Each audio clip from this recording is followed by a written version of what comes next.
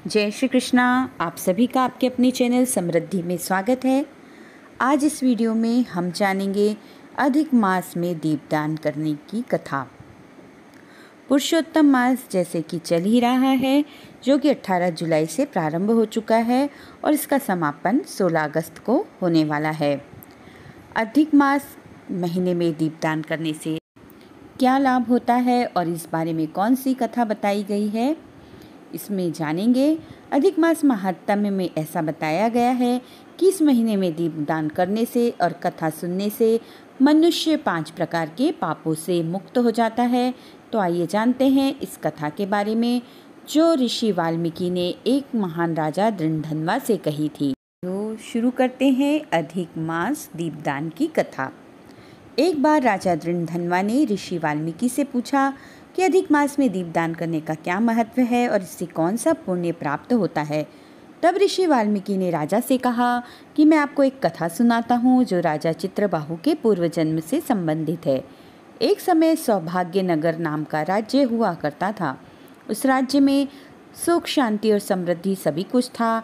उस राज्य का राजा चित्रबाहु हुआ करता था, जो शरीर से जितना शक्तिशाली था, मन से उतना ही दयालु था, जिसे न सिर्फ धर्म का ज्ञान था बल्कि वह उसका अनुसरण भी किया करता था।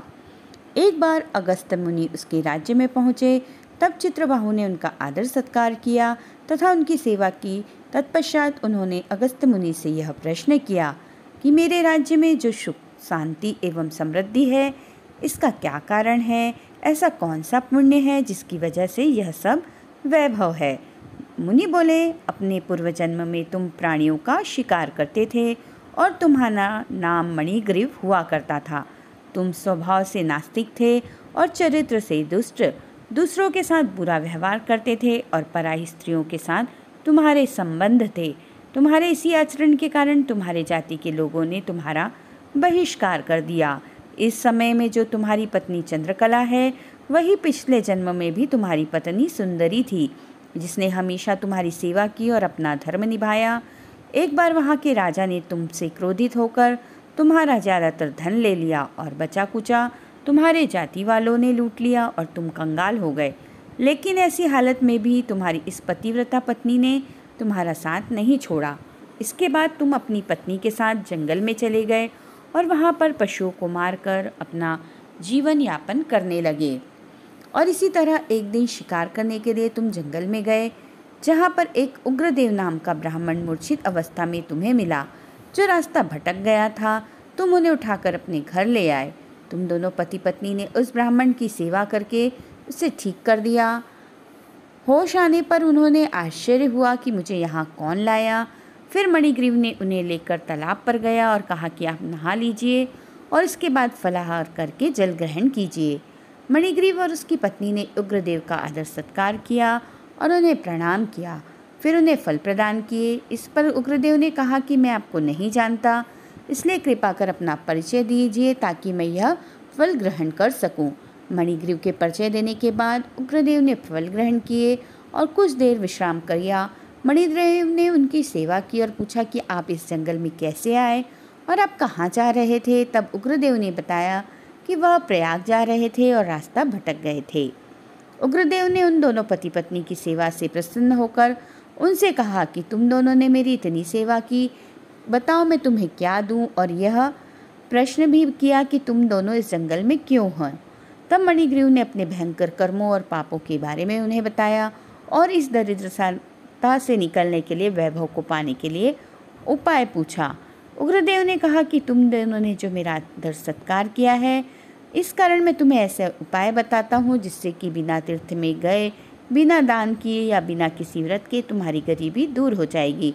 तो सुनो, अब से 3 माह बाद जो अधिक मास आएगा, उसमें तुम दोनों पति पत्नी भगवान श्री कृष्ण अर्थात पुरुषोत्तम भगवान को प्रसन्न करने के लिए दीपदान करना, जिससे तुम्हारी गरीबी जड़ से खत्म हो जाएगी। तिल के तेल से दीपदान करना चाहिए, अगर वह नहीं हो तो घी से दीपदान करना चाहिए।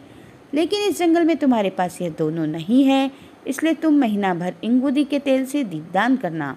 हर रोज नहाने के बाद तुम दोनों पति पत्नी इस जंगल में दीपदान करना, इससे तुम्हें लक्ष्मी की प्राप्ति होगी।